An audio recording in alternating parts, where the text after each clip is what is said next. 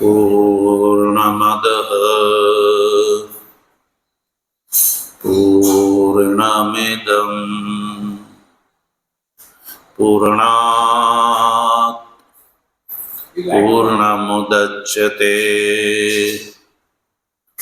પૂર્ણસ્ય પૂર્ણમાદાય પૂર્ણમેવાવશિષ્યતે. ઓમ શાંતિ શાંતિ શાંતિ. શંકરં શંકરાચાર્યં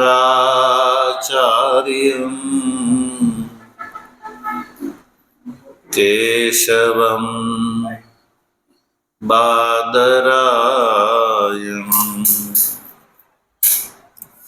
સૂત્રભાષ્ય કૃતૌ વંદે ભગવંતૌ પુનઃ ઈશ્વરો ગુરુરાત્મેતિ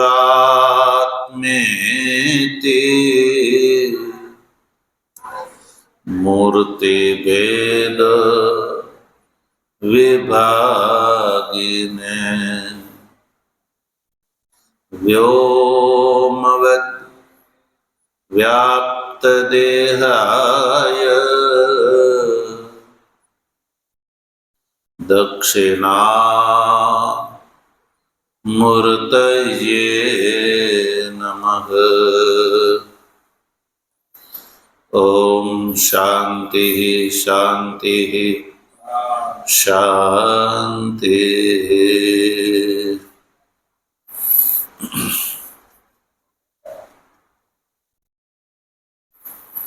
તત્વ જિજ્ઞાસુ સજ્જનો,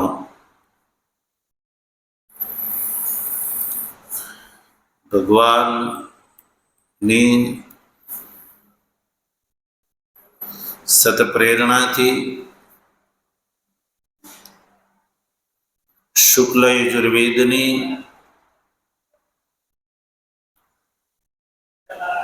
ઈશાવાસ્ય ઉપનિષદનો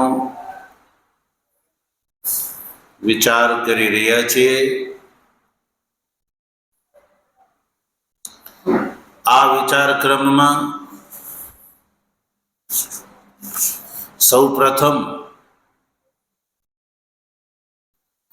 સંબંધ ભાષ્યનો વિચાર કરી રહ્યા છીએ.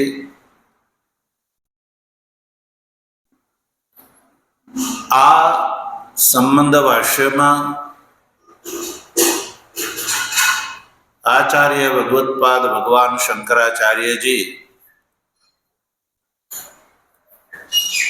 અધિકારી, વિષય, સંબંધ અને પ્રયોજન વિષયક ચર્ચા કરે છે.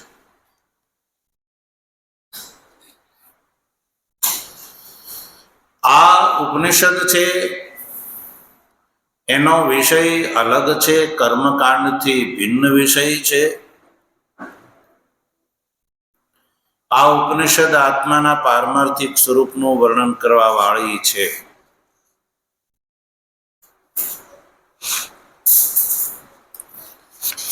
એ વાત બતાવી સજ્જન.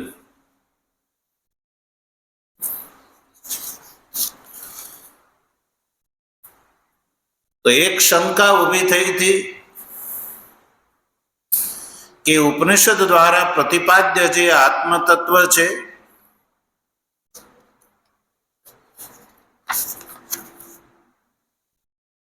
જે એક છે, શુદ્ધ છે, અપાપવિદ્ધ છે, નિત્ય છે, અશરીર છે અને સર્વગત છે.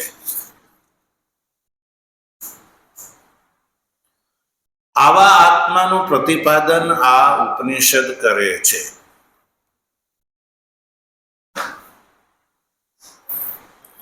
તો પછી પ્રશ્ન ઉભો થાય કે ઉપનિષદ આવા પ્રકારના આત્માનું પ્રતિપાદન યદિ કરે છે તો આ ઉપનિષદના ફળ સ્વરૂપે જેને આત્મતત્વનું જ્ઞાન થશે તો પછી એ કર્માનુષ્ઠાન નહીં કરે,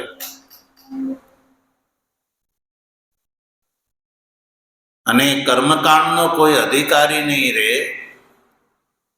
તો કર્મકાંડના ઉચ્છેદની આપત્તિ આવશે.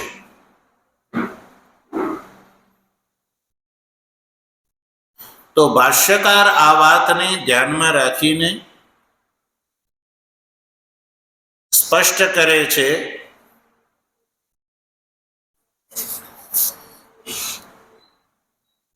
કે કર્મકાંડ જે છે એ લોક બુદ્ધિની સિદ્ધિને ધ્યાનમાં રાખીને કર્મનું વિધાન કરે છે.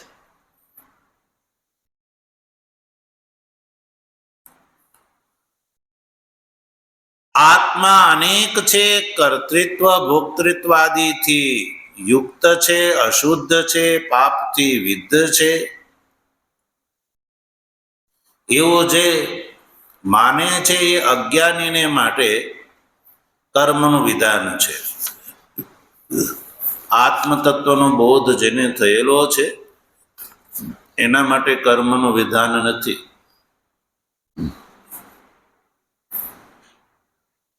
અર્થાત કે જે અર્થિત્વ અને સામર્થ્યથી યુક્ત છે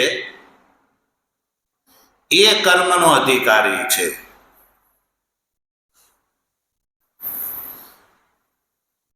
હવે અર્થિત્વ અને સામર્થ્ય છે સજ્જનો એ મિથ્યા જ્ઞાન નિદાનમ છે. અર્થિત્વ અને સામર્થ્ય છે એ મિથ્યા જ્ઞાન નિમિત્તક છે, એટલે મિથ્યા જ્ઞાન નિદાન છે.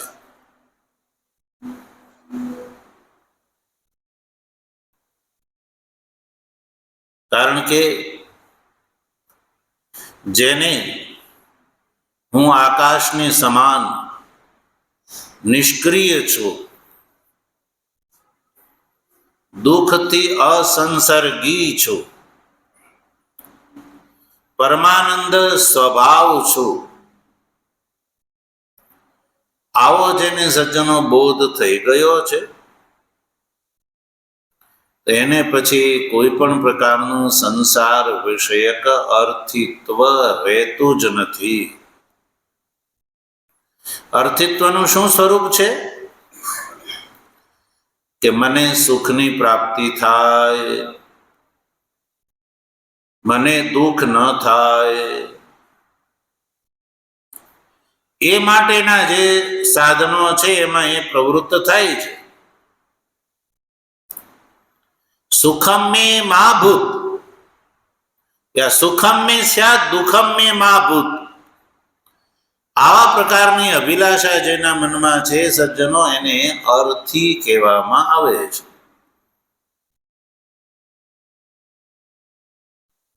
અને એટલે જ શરીર અને ઇન્દ્રિયોના સામર્થ્યથી હું સમર્થ છું, એવો જેની અંદર સામર્થ્ય છે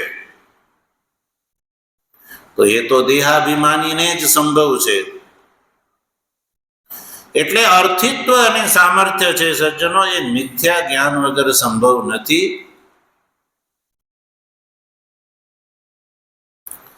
એટલે અર્થિત્વ અને સામર્થ્યથી યુક્ત જે છે એ જ કર્મનો અધિકારી છે, એટલે એમાં મિથ્યા જ્ઞાન નિમિત્ત છે. અને જ્ઞાનીનું મિથ્યા જ્ઞાન નીકળી ગયું છે. જ્ઞાની તો જે છે એને તો આત્માના પારમાર્થિક સ્વરૂપનો બોધ થઈ ગયો છે, એટલે કર્મનું અનુષ્ઠાન એના માટે નથી.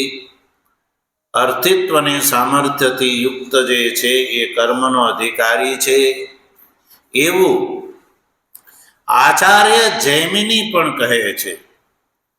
અને આચાર્ય જૈમિનીજીએ પોતાના દ્વારા રચિત દ્વાદશ લક્ષણી મીમાંસાના 6ઠા અધ્યાયની અંદર અર્થિત્વાદીથી જે યુક્ત છે એને જ કર્મનો અધિકારી માનેલો છે, જ્ઞાનીને નહીં. એટલે સજ્જનો એ વાત નક્કી થઈ ગઈ કે આ ઉપનિષદના જે મંત્રો છે અથવા તો આ ઉપનિષદ છે એ આત્મ તત્વનું જે પારમાર્થિક સ્વરૂપ છે એનું પ્રકાશન કરવા વાળા આ મંત્રો છે, આ ઉપનિષદ છે. આ મંત્રો કર્મ વિધિના શેષભૂત નથી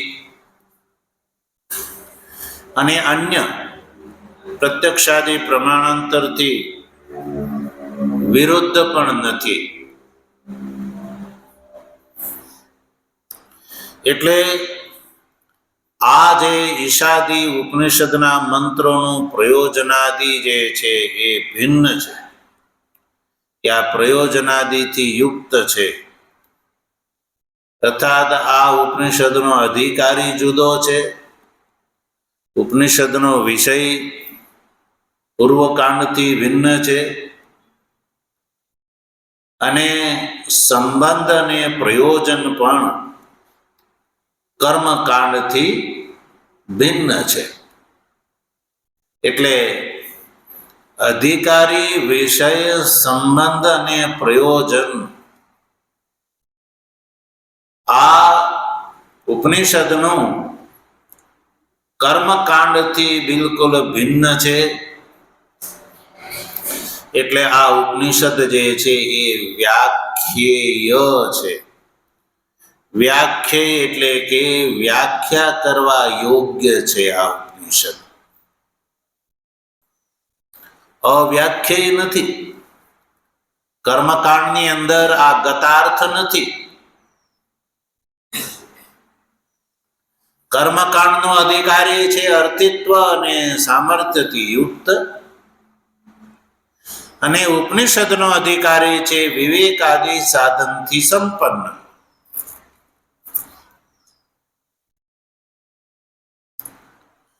બીજી વાત, ઉપનિષદનો વિષય જે છે એ જીવ બ્રહ્માત્મૈક્ય જ્ઞાન છે અને કર્મકાંડનો વિષય છે સજ્જનો વિધિ યા ધર્મ જે કહો તે. અને ઉપનિષદનું પ્રયોજન છે આત્યંતિક દુઃખની નિવૃત્તિ અને પરમાનંદની પ્રાપ્તિ, અને કર્મકાંડનો વિષય છે, પ્રયોજન છે સ્વર્ગ આદિ. એટલે અધિકારી, વિષય, સંબંધ અને પ્રયોજન આ પૂર્ણપણે કર્મકાંડથી ઉપનિષદનો બિલકુલ ભિન્ન છે સજ્જનો. એટલે એ નક્કી થયું કે આ ઈશાવાસ્ય ઉપનિષદના મંત્રો જે છે એ આત્માના પારમાર્થિક સ્વરૂપનું પ્રકાશન કરવા વાળા છે, અને આત્મ તત્વના પારમાર્થિક સ્વરૂપનું પ્રકાશન કરીને આત્મ વિષયક જે સ્વાભાવિક જે અજ્ઞાન છે એની નિવૃત્તિ કરવા વાળા આ મંત્રો છે. એટલે કે આ ઉપનિષદનો જે વિચાર કરે છે જે અધિકારી, જે સંન્યાસી, તો સજ્જનો એનો આત્મ વિષયક જે સ્વાભાવિક અજ્ઞાન છે એની નિવૃત્તિ થઈ ગઈ છે. આત્મ વિષયક સ્વાભાવિકમ અજ્ઞાનમ, આત્મ સંબંધી અજ્ઞાન. અને અજ્ઞાન કેવો? સ્વાભાવિક. સ્વાભાવિક એટલે અનાદિ સિદ્ધ.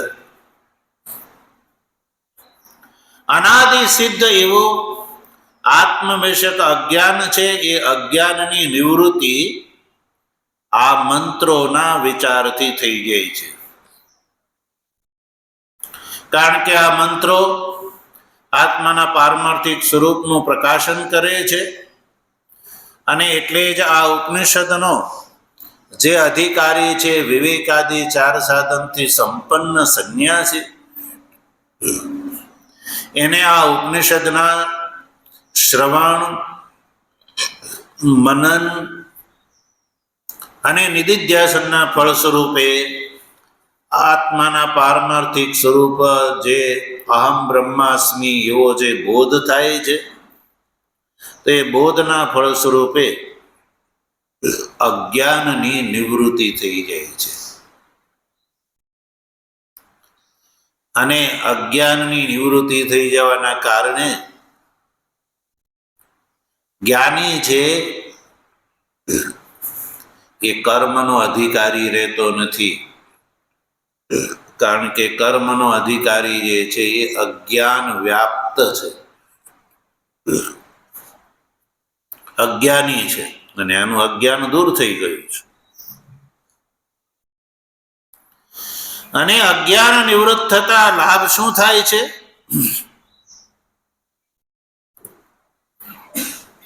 સ્વાભાવિક અજ્ઞાનને દૂર કરીને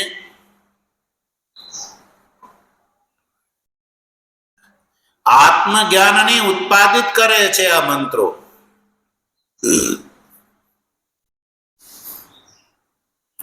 અને આત્મજ્ઞાન શું કરે છે? શોક મોહાદિ સંસાર ધર્મ વિચ્છિત્તિ સાધનમ. આત્મજ્ઞાન કેવું છે? સાધન છે. શેનું સાધન છે? શોક મોહાદિ સંસાર ધર્મ વિચ્છિત્તિ સાધન છે. શોક અને મોહાદિ જે સંસાર છે, એ સંસારના ધર્મનો ઉચ્છેદ કરવા વાળું આ સાધન છે. આવું આત્મ એકત્વાદી વિજ્ઞાનને આ ઉપનિષદ દ્વારા પ્રાપ્ત કરી શકાય છે. એટલે કે આ ઉપનિષદના ફળ સ્વરૂપે આત્મા એક છે, શુદ્ધ છે, અપાપવિદ્ધ છે, અશરીર છે, સર્વગત છે ઇત્યાદિ જ્ઞાનને આ ઉપનિષદ જે છે એ ઉત્પન્ન કરે છે. અને શોક મોહાદિ જે સંસાર જે ધર્મ છે એનો વિચ્છેદ કરવા વાળું આ સાધન છે. એટલે તત્વજ્ઞાન જેને થાય છે એના શોક અને મોહ નિવૃત્ત થઈ જાય છે, એ વાત આ ઉપનિષદમાં કરેલી છે. તત્ર કો મોહ કહ શોક એકત્વં અનુપશ્યત ઇત્યાદિ આત્મજ્ઞાનનું ફળ આ ઉપનિષદના મંત્રોમાં બતાવેલું છે. એનાથી સજ્જનો સિદ્ધ થઈ જાય છે કે આ જે ઈશાદી ઉપનિષદના મંત્રો છે એનો અધિકારી વિષય સંબંધ અને પ્રયોજન ભિન્ન છે. સજ્જનો એ વાત ભાષ્યકારે સ્પષ્ટ કરી દીધી. અને શોક મોહની નિવૃત્તિ એને જ સંસારની નિવૃત્તિ કહેવામાં આવે છે. શોક અને મોહ સજ્જનો એ સંસારના ધર્મ છે, આત્માના ધર્મ નથી. એટલે આ ઉપનિષદના 8મા મંત્રની અંદર આત્માના પારમાર્થિક સ્વરૂપનું વર્ણન જોવા મળે છે. અને પછી 6ઠા અને 7મા મંત્રની અંદર 8મા મંત્રમાં બતાવેલા આત્માના પારમાર્થિક સ્વરૂપનો બોધ જેને આત્મ સ્વરૂપથી થાય છે, તો એનું ફળ બતાવ્યું 6ઠા મંત્રમાં તતો ન વિજુગુપ્સતે. એને કોઈનાથી ઘૃણા નથી કરતો. અને 7મા મંત્રમાં ફળ બતાવ્યું તત્ર કો મોહ કહ શોક એકત્વમ અનુપશ્યતઃ. જેને આ ઉપનિષદ દ્વારા પ્રતિપાદ્ય જે આત્મા છે એકત્વાદી, એ એકત્વમ અનુપશ્યત, જે પોતાના સ્વરૂપને આ રીતે અનુભવે છે, તો કહ્યું કે તત્ર કો મોહ ક શોક, એને શોક અને મોહની નિવૃત્તિ થઈ જાય છે. તો સજ્જનો આ ફળ પણ બતાવ્યું. એટલે એ નક્કી થયું કે આ જે ઈશાદી મંત્રો છે એ આત્માના પારમાર્થિક સ્વરૂપનું વર્ણન કરવા વાળા છે અને આત્મ વિષયક જે સ્વાભાવિક અજ્ઞાન છે એની નિવૃત્તિ કરવા વાળા છે અને શોક મોહાદી જે સંસારના ધર્મો છે એનો ઉચ્છેદનું આ સાધન છે. અને આ ઉપનિષદના વિચારથી આત્માનું જે એકત્વાદી જે સ્વરૂપ છે એની પ્રાપ્તિ થાય છે સજ્જન. અને એની પ્રાપ્તિનું ફળ જે છે સૂક્ષ્મ આદિ સંસાર ધર્મની વિચ્છિત્તિ. એટલે અધિકારી, વિષય, સંબંધ અને પ્રયોજન એ આ ઉપનિષદનું ભિન્ન છે. એટલે ભાષ્યકારે સ્પષ્ટ કર્યું કે ઇતિ એવમ ઉક્ત અધિકારી, અભિધેય, સંબંધ, પ્રયોજનાન મંત્રાન સંક્ષેપત વ્યાખ્યાસ્યામઃ. તો સજ્જનો આ સંબંધ ભાષ્ય દ્વારા ભાષ્યકારે એ સ્પષ્ટ કરી દીધું કે આ ઉપનિષદનો અધિકારી એ જુદો છે. આ ઉપનિષદનો અભિધેય એ પણ કર્મકાંડથી ભિન્ન છે. આ ઉપનિષદનો સંબંધ જે છે એ પણ કર્મકાંડથી ભિન્ન છે. અને આ ઉપનિષદનું જે પ્રયોજન છે એ પણ કર્મકાંડથી ભિન્ન છે. એટલે કર્મકાંડની સાથે આ ઉપનિષદનો કોઈ શેષી ભાવ સંબંધ નથી. કર્મકાંડથી બિલકુલ આ ઉપનિષદ છે સજ્જનો એ સ્વતંત્ર છે, ભિન્ન છે. કર્મકાંડમાં કર્મકાંડનો અધિકારી અર્થિત્વને સામર્થ્યવાન અને કર્મકાંડ નો જે વિષય છે એ યાગાદિ કર્મ છે. કર્મકાંડનો યાગાદિની સાથે પ્રતિપાદ્ય પ્રતિપાદક ભાવ સંબંધ છે અને કર્મકાંડનું પ્રયોજન જે છે યાગાદિના ફળ સ્વર્ગ છે. હવે જો આ ઈશાદી ઉપનિષદના મંત્રો કર્મ વિધિના શેષ હોત તો આ ઉપનિષદનો પણ અધિકારી, વિષય, સંબંધ અને પ્રયોજન એ જ હોત જે કર્મકાંડનું છે. પણ આ સંબંધ ભાષ્યમાં સજ્જનો ઉહાપોહ પૂર્વક એ નિશ્ચિત કર્યો, સજ્જનો એ સિદ્ધ કર્યું કે આ ઉપનિષદના મંત્રો જે છે એ કર્મ વિધિના શેષ નથી, પણ આત્મ તત્વના પારમાર્થિક સ્વરૂપનું વર્ણન કરવા વાળા છે સજ્જનો.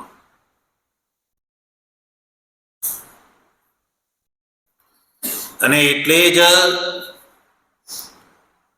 આનો અધિકારી જે છે એ વિવેકાદી 4 સાધનથી સંપન્ન જે છે ને એ એનો અધિકારી છે. અભિધેય પણ આ ઉપનિષદનો જીવ અને બ્રહ્મની એકતા છે અથવા આત્મા છે. આ ઉપનિષદનો પ્રતિપાદ્યની સાથે સંબંધ પણ પ્રતિપાદ્ય પ્રતિપાદક ભાવ સંબંધ છે. અને સજ્જનો પ્રયોજન છે શોક મોહાદી સંસારની નિવૃત્તિ. એટલે આ ઉપનિષદ જે છે એ કર્મકાંડથી બિલકુલ સેપરેટ છે, અલગ છે. એટલે ભાષ્યકાર સ્પષ્ટ કરે છે કે આ ઉપનિષદ વ્યાખ્યેય છે, વ્યાખ્યાન કરવા યોગ્ય છે. એટલે કે છે સંક્ષેપતઃ વ્યાખ્યાસ્યામઃ. એટલે કે હું આ ઉપનિષદનું વ્યાખ્યાન કરવા જઈ રહ્યો છું. મંત્રાન ઈશાદી મંત્રાન સંક્ષેપતઃ વ્યાખ્યાસ્યામઃ. આ જે ઈશાદી જે મંત્રો છે એનું હું સંક્ષેપતઃ એટલે કે સંક્ષેપથી, વ્યાખ્યાસ્યામઃ એટલે વ્યાખ્યાન કરીશ. કારણ કે અધિકારી, વિષય, સંબંધ અને પ્રયોજન આ ઉપનિષદના સંબંધ ભાષ્ય દ્વારા ભાષ્યકારે સિદ્ધ કરી દીધા.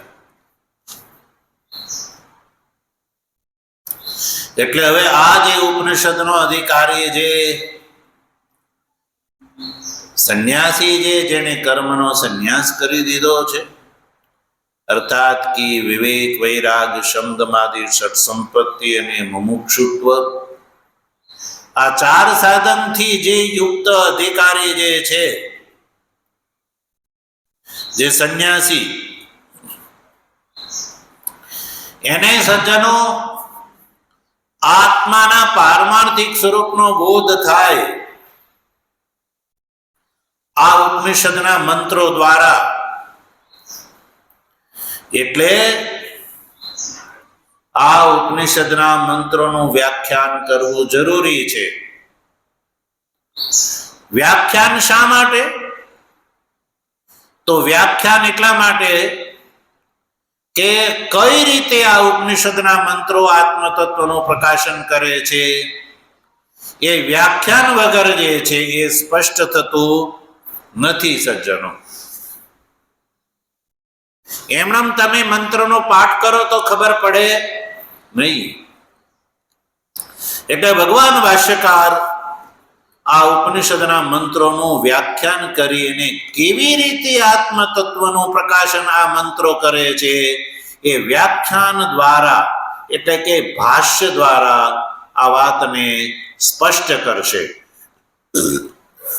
હવે આ વાત ભાષ્ય વગર સ્પષ્ટ થવી સંભવ નથી. મૂળ મંત્રથી આ જે વાત છે એ સ્પષ્ટ નથી થતી. અધિકારી એવા યોગ્ય નથી કે કેવલ મંત્ર દ્વારા એને આ ઉપનિષદના પ્રતિપાદ્ય અર્થનો બોધ થઈ જાય. સજ્જનો, પ્રત્યેક સમયે મનુષ્યની શક્તિનો હ્રાસ થતો હોય છે, યુગ અને કાળ પ્રમાણે. એટલે યુગ અને કાળ પ્રમાણે સજ્જનો સાધનો પણ ભિન્ન ભિન્ન જોવા મળે છે. એટલે એક સમય એવો હતો કે તત્કાલીન મનુષ્યોને વૈદિક યુગમાં ઉપનિષદના માધ્યમથી જ બ્રહ્મ જ્ઞાનનો બોધ થઈ જતો હતો. ભાષ્ય યા ટીકા યા વ્યાખ્યાન કરવાની આવશ્યકતા નહોતી પડતી. પણ આચાર્ય બાદરાયણના સમયમાં, આચાર્ય બાદરાયણ એટલે વ્યાસજી મહારાજના સમયમાં એ જરૂર પડી કે ઉપનિષદ જે છે એનો તાત્પર્ય જીવ અને બ્રહ્મની એકતામાં છે. એ જ્યારે મૂળ શ્રુતિથી સમજવું મનુષ્યને માટે કઠિન થઈ પડ્યું. ત્યારે સજ્જનો વ્યાસજી મહારાજે બ્રહ્મસૂત્રની રચના કરી અને સૂત્ર એટલે સંક્ષેપ, સૂચનાત સૂત્ર, સૂત્રના માધ્યમથી ઉપનિષદના શ્રુતિ વાક્યોનું વ્યાખ્યાન કર્યું અને એ સ્પષ્ટ કર્યું કે આ ઉપનિષદના વાક્યો જે છે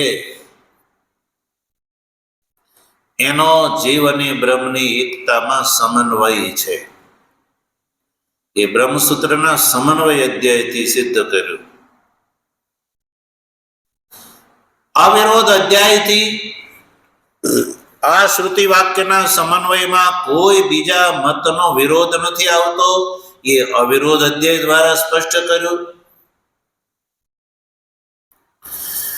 પછી ત્રીજા સાધન અધ્યાય દ્વારા આ ઉપનિષદ દ્વારા પ્રતિપાદ્ય જે આત્મ તત્વનો બોધ કોને થાય, એના સાધનો શું છે, એ વાત એને સાધન અધ્યાયની અંદર કરી. અને આ જે બ્રહ્મ જ્ઞાનનું ફળ શું છે એ વાત બ્રહ્મસૂત્રના ફલાધ્યાય નામના ચતુર્થ અધ્યાયની અંદર કરી. તો આ 4 અધ્યાયમાં વિભક્ત એવા બ્રહ્મસૂત્રના માત્ર સૂત્રના માધ્યમથી તત્કાલીન મનુષ્યોને એ બોધ થઈ જતો હતો કે આ ઉપનિષદ છે એ જીવ અને બ્રહ્મની એકતામાં એનું તાત્પર્ય છે. એટલે ઉપનિષદના અધ્યયનથી જીવ બ્રહ્મની એકતાનું જ્ઞાન થતા શોક મોહાદી જે સંસાર ધર્મનો ઉચ્છેદ થઈ અને અધિકારી બ્રહ્મ ભાવાપન્ન થઈ જતો હતો. યાજ્ઞવલ્ક્યાદિના સમયમાં આ ચાલતું હતું. અને પછી સજ્જનો આજથી લગભગ 788 થી 820 જે ભગવાન શંકરાચાર્યનો કાળ વિદ્વાનોએ નક્કી કરેલો છે, તો એ વખતે સૂત્રના માધ્યમથી સૂત્રના તાત્પર્યને સમજવો જ્યારે મનુષ્યોને કઠિન થઈ પડ્યું, ત્યારે આચાર્ય ભગવત્પાદ ભગવાન શંકરાચાર્યજીએ એનો આવિર્ભાવ થયો આ સંસારમાં. અને એને ગીતા ઉપનિષદ અને બ્રહ્મસૂત્ર ઉપર ભાષ્ય વ્યાખ્યાન કરી અને પુનઃ જે પ્રાચીન અર્થ હતો, સૂત્રકારનો જે દ્રષ્ટિકોણ હતો, તાત્પર્ય હતું, એ ભાષ્ય દ્વારા પુનઃ પ્રગટ કર્યું. અને ભાષ્યકારે ભાષ્ય કરીને એ વાત સ્પષ્ટ કરી કે આ ઉપનિષદ, ગીતા અને બ્રહ્મસૂત્ર સજ્જનો એ આત્મ તત્વના પ્રકાશક છે. અને આત્મ તત્વના પ્રકાશક હોવાથી આત્મ વિષયક જે સ્વાભાવિક અજ્ઞાન છે મનુષ્યનું, એની નિવૃત્તિ કરવા વાળા છે, અજ્ઞાનની નિવૃત્તિ કરવા વાળા છે. અને આત્મ તત્વક વિજ્ઞાન, હું બ્રહ્મ સ્વરૂપ છું, હું શુદ્ધ છું, હું એક છું, હું સર્વજ્ઞ છું, એવા પ્રકારનું આત્મ તત્વનું જ્ઞાન ઉત્પન્ન કરીને શોક મોહાદી જે સંસારના ધર્મો છે એનો વિચ્છેદનનું આ સાધન છે. અને એ વિચ્છેદન નું વ્યાપક અર્થાત આ શોક મોહાદી જે સંસાર જે ધર્મો છે એનું વ્યાપક અજ્ઞાન છે એની નિવૃત્તિ કરી અને આત્મ તત્વ જ્ઞાન ઉત્પન્ન કરવા વાળા આ મંત્રો છે એવું એને વ્યાખ્યાન કરીને સ્પષ્ટ કર્યું. એટલે ભાષ્યકાર અંતમાં લખે છે કે મંત્રાન સંક્ષેપતઃ વ્યાખ્યાસ્યામઃ. આ ઈશાદી મંત્રો છે સજ્જનો,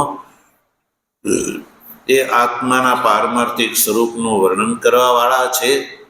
હવે કેવી રીતે વર્ણન કરે છે એ હું વ્યાખ્યાન કરીને બતાવું છું. આ ઈશાદી મંત્રો આત્મ તત્વનું કેવી રીતે પ્રકાશન કરે છે એ હું વ્યાખ્યાન એટલે ભાષ્ય કરીને હું બતાવું છું. એટલે જે અધિકારી આ ઈશાદી ઉપનિષદ, ગીતા અને બ્રહ્મસૂત્ર ભાષ્યના વ્યાખ્યાનના માધ્યમથી જે વિચાર કરશે, ભાષ્યના માધ્યમથી જો વિચાર કરશે તો ગીતા, ઉપનિષદ અને બ્રહ્મસૂત્રનું જે પ્રતિપાદ્ય તત્વ છે, આત્માનું જે શુદ્ધ સ્વરૂપ, એનો બોધ શ્રવણ કરતા શ્રોતાને અવશ્ય થશે. અધિકારી ને એ આત્મ તત્વનો બોધ થતા, અધિકારીનું અજ્ઞાન નિવૃત્ત થતા એ પોતે બ્રહ્મ સ્વરૂપનો ભાગીદાર થઈ જશે સજ્જનો. એટલે ભાષ્યકાર વ્યાખ્યાન કરે છે. એટલે જે વિવેક, વૈરાગ, શબ્દમાદી સત્સંપત્તિ અને મુમુક્ષુત્વ આ ચાર ધર્મથી યુક્ત છે એવો આ ઉપનિષદ, ગીતા અને બ્રહ્મસૂત્રનો જે અધિકારી છે એવો અધિકારી સંન્યાસ ગ્રહણ કરીને આ જે ભગવાન ભાષ્યકાર દ્વારા કરેલા ભાષ્યના માધ્યમથી ગીતા, ઉપનિષદ અને બ્રહ્મસૂત્રનો વિચાર કરે છે. તો આ પ્રસ્થાન ત્રયમાં પ્રતિપાદ્ય જે આત્માનું પારમાર્થિક સ્વરૂપ છે, જે આ ઉપનિષદના 8મા મંત્રમાં બતાવેલું છે કે આત્મા શુદ્ધ છે. એવો છે? શુદ્ધ છે. પછી આત્મા અપાપ વિદ્ધ છે, એટલે પાપાદી દોષોથી રહિત છે. પછી આત્મા એક છે. પછી આત્મા નિત્ય છે. પછી આત્મા અશરીરી છે. પછી આત્મા સર્વગતત્વાદી લક્ષણોથી યુક્ત છે. એવો બોધ આ ગીતા, ઉપનિષદ અને બ્રહ્મસૂત્રના ભાષ્યના માધ્યમથી વિચાર કરવાથી થાય છે. અને આ વિચાર કર્યા પહેલા આત્મ તત્વનો અનુભવ સામાન્ય મનુષ્યને કેવો થાય છે? હું અશુદ્ધ છું. કેવો અનુભવ થાય બોલો? હું અશુદ્ધ છું. કેમ? કારણ કે શરીર સહિત શરીર અને આત્મા બેવને ભેગા કરીને માને છે.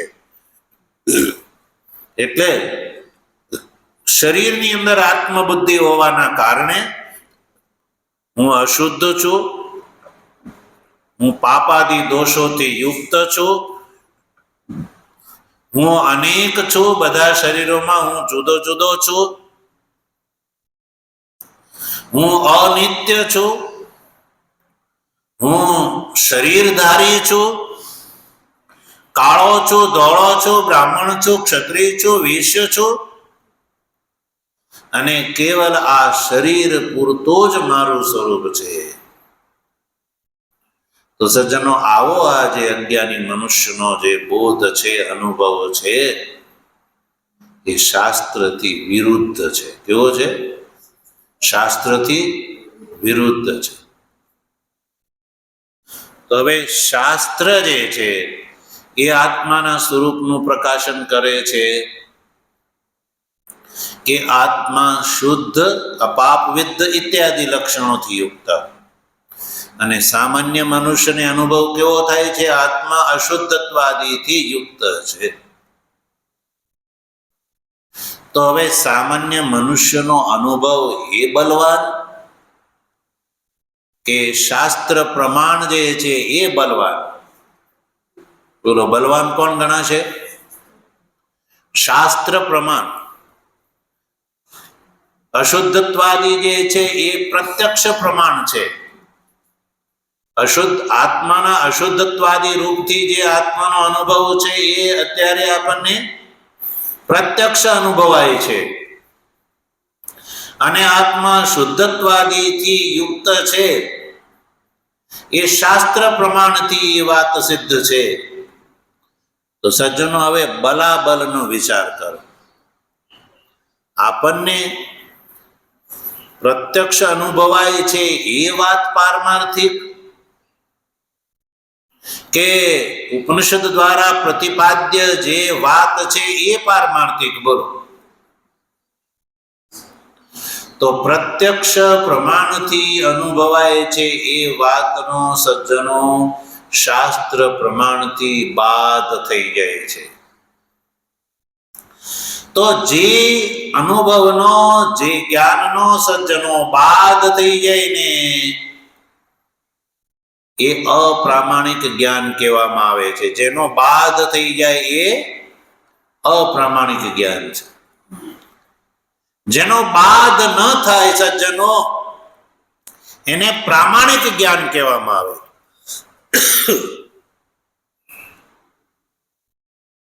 જેમ કે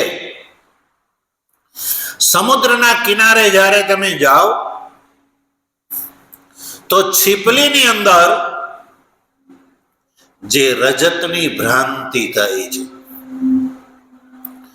રજત પ્રકારક જ્ઞાનથી પ્રેરાઈને વ્યક્તિ લેવા પણ જાય છે. અને એને પ્રત્યક્ષથી ત્યાં શું દેખાય છે? રજત દેખાય છે. અને લેવા જાય છે. હાથમાં એ પદાર્થને, ઇદમ પદાર્થને પકડે છે તો ખબર પડે છે કે નેદમ રજતમ ઇયમ શુક્તિ.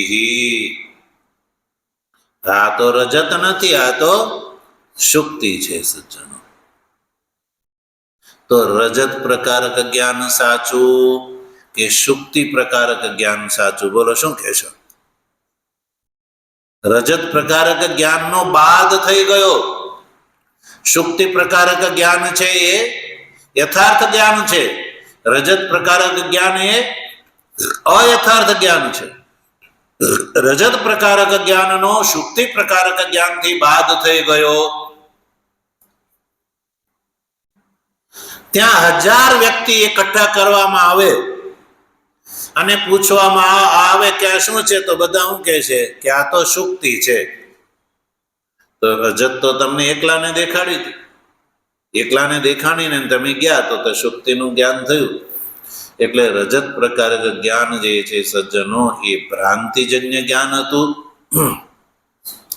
અને શુક્તિ પ્રકારક જ્ઞાન છે એ નિર્ભ્રાંત જ્ઞાન, યથાર્થ જ્ઞાન છે. એવી રીતે સજ્જનો શાંકર ભાષ્યના માધ્યમથી ગીતા, ઉપનિષદ અને બ્રહ્મસૂત્રનો જ્યાં સુધી વિચાર નહોતો કર્યો ત્યાં સુધી એવો બોધ હતો કે હું શરીર છું, શરીર મારું છે, શરીરના આધારે હું છું, એટલે હું અશુદ્ધ છું, હું અનેક છું, હું શરીર પૂરતો છું, હું પાપી છું વગેરે બોધ હતો. પણ જ્યારે શાંકર ભાષ્યના માધ્યમથી ગીતા, ઉપનિષદ અને બ્રહ્મસૂત્ર જે છે એ પ્રમાણનો વિચાર કરવામાં આવ્યો ત્યારે પ્રમાણભૂત જ્ઞાનથી સ્પષ્ટ થઈ ગયું. ભ્રાંતિજન્ય જ્ઞાન જે છે દૂર થઈ ગયું અને પ્રમાણભૂત જ્ઞાન થઈ ગયું કે હું શુદ્ધ છું, એક છું, સર્વગત છું, અપાપ વિદ્ધ છું. તો પછી જે પ્રમાણભૂત જે જ્ઞાન છે એનો ક્યારેય બાદ થતો નથી. શુક્તિ પ્રકારક જે જ્ઞાન થયું, હાથમાં શુક્તિ છે, તો પછી ફરીને એની અંદર ક્યારે રજત પ્રકારક જ્ઞાન નથી થતો. અરે શુક્તિ પ્રકારક જ્ઞાન છે એ નિર્બાધ જ્ઞાન છે. એમ આ ઉપનિષદ દ્વારા જે પ્રતિપાદ્ય આત્મ તત્વ જ્ઞાન છે સજ્જનો, એ યથાર્થ જ્ઞાન છે. અને હું શરીર છું, હું અશુદ્ધ છું વગેરે એ ભ્રાંતિજન્ય જ્ઞાન છે. ભ્રાંતિજન્ય જ્ઞાનનો શાસ્ત્ર પ્રમાણક જ્ઞાનથી બાદ થઈ જાય છે. એટલે સંસારના મનુષ્યો જે પોતાના આત્માને જે રીતે ઓળખે છે એ જ્ઞાન ભ્રાંતિજન્ય છે. અને ભ્રાંતિ જ્યાં સુધી સજ્જનો છે, અજ્ઞાન રૂપી ભ્રાંતિ, ત્યાં સુધી આ સંસાર દેખાય છે. અને સંસારના ફળના લોભના કારણે જીવ જન્માદી દુઃખોનો ભાગીદાર થાય છે. અને જ્યારે અધિકારી બની અને આ ગીતા ઉપનિષદ ને બ્રહ્મસૂત્રનો શંકર ભાષ્યના માધ્યમથી જ્યારે અધિકારી બ્રહ્મનિષ્ઠ ગુરુના શરણનું ગ્રહણ કરી અને વિચાર કરે છે, ત્યારે સજ્જનો એને આ આત્માના તત્વનું પારમાર્થિક જ્ઞાન થતા સજ્જનો એની જે ભ્રાંતિ છે દેહની અંદર આત્મબુદ્ધિ એ દૂર થઈ જાય છે. અને અધિકારી જીવતા મુક્ત થઈ જાય છે. કેવી રીતે? જીવતા મુક્ત થઈ જાય છે. તો જીવતા એને હું બ્રહ્મ સ્વરૂપ છું એવો બોધ થઈ જાય છે. પછી એનું શરીર પ્રારબ્ધ યોગથી રહે છે. એ પ્રારબ્ધ ભોગથી સમાપ્ત થઈ જતા એ વિદેહ કેવલ્ય મુક્ત થઈ જાય છે. તો સજ્જનો આવો આ ઉપનિષદનો ઉદ્દેશ છે. એટલે ભગવાન ભાષ્યકારે ઊહાપોહ પૂર્વક આ ઉપનિષદ જે છે એ એનો અધિકારી વિષય, સંબંધ અને પ્રયોજન એ સ્પષ્ટ કરી દીધું. હવે આ ઉપનિષદના મંત્રો કેવી રીતે આત્મતત્વના પ્રકાશન કરે છે એ વાત ભાષ્યકાર એક એક મંત્રનું ભાષ્ય કરીને સ્પષ્ટ કરશે. જેનો વિચાર ભગવાનની કૃપા છે તો આગળ કરીશું. ઓમ પૂર્ણમદઃ પૂર્ણમિદં પૂર્ણાત પૂર્ણમુદચ્યતે પૂર્ણસ્ય પૂર્ણમાદાય